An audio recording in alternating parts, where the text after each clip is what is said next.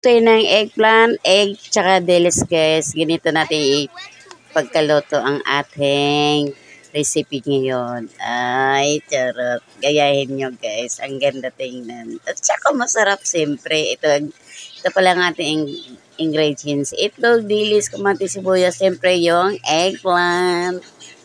Ready na. Guys, magluto tayo ng dilis. Saka eggplant. Unahin muna natin pagsangag yung dilis. Antayin lang natin uminit yung kawali bago natin ilagay ang dilis. Tapos, may eggplant. Tsaka egg. Andito yung mga sarap natin ingredient. Mga lamas. Sibuyas, bawang, kamatis. Na guys, lagyan natin yung dilis.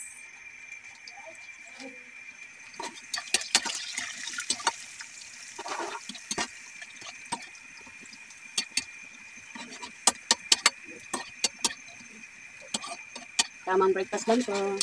Pwede na rin, tanghalian, hapunan. Ano?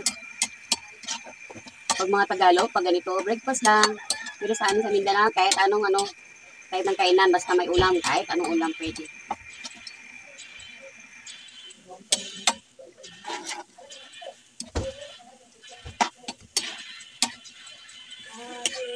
Okay na to guys. Baka magpait.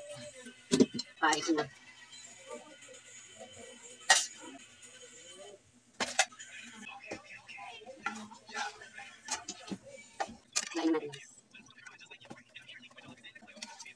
Natin na matika guys, ito pa rin natin gagamitin pag gisa ng mga lamas.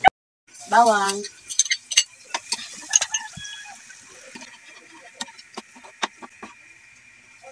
Sibuyas.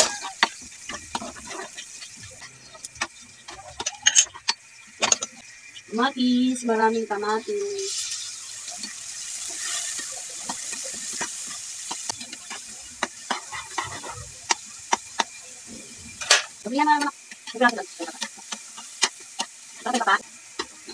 Yung egg guys, itlog. Finish it. So, haluin lang natin guys hanggang pantay yung lasa dyan ng mga lamas. Tsaka patuyuin lang natin yung itlog. Ito na malapit na matuyo. Ito guys, itabi natin yung itlog para ilagay natin sa gitna yung hiniwa kong eggplant. Labi.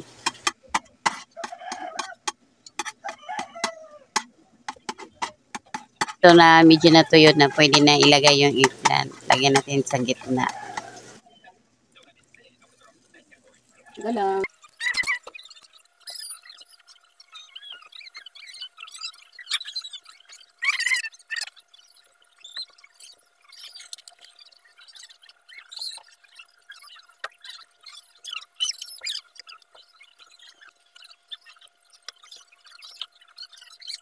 Ito lang guys, so nailagay na natin sa gitna yung eggplant.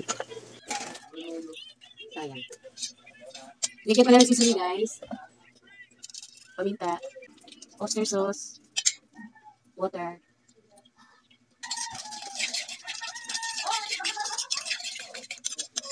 Pina lang kasi nilagay ko guys. Ito yung ilalagay natin para maluto yung guys, para maluto yung eggplant. Iba mo na natin yung itlog na sa gilid. Gusto nila pang gilid. Na rin ang ating panimpla para may lasa naman ang ating niluto. Tatakpan. Takpan natin para maluto siya. Samayin ng apoy lang para hindi masunog ang itlog. Guys. Naluto na ang ating eggplant. Diba? Kasi ganun natin ng konti para maano siya. Feeling siya.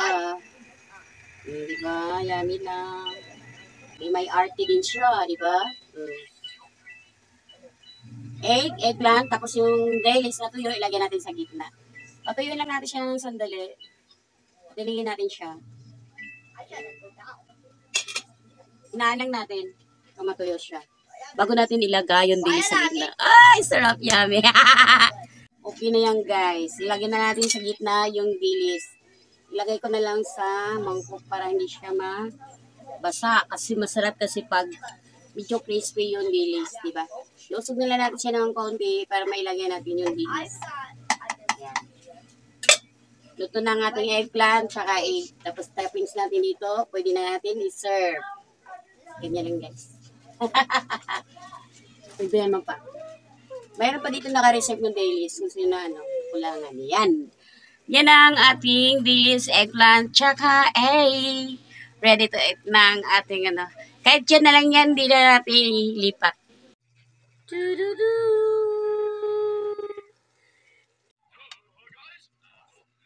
I didn't went too visible.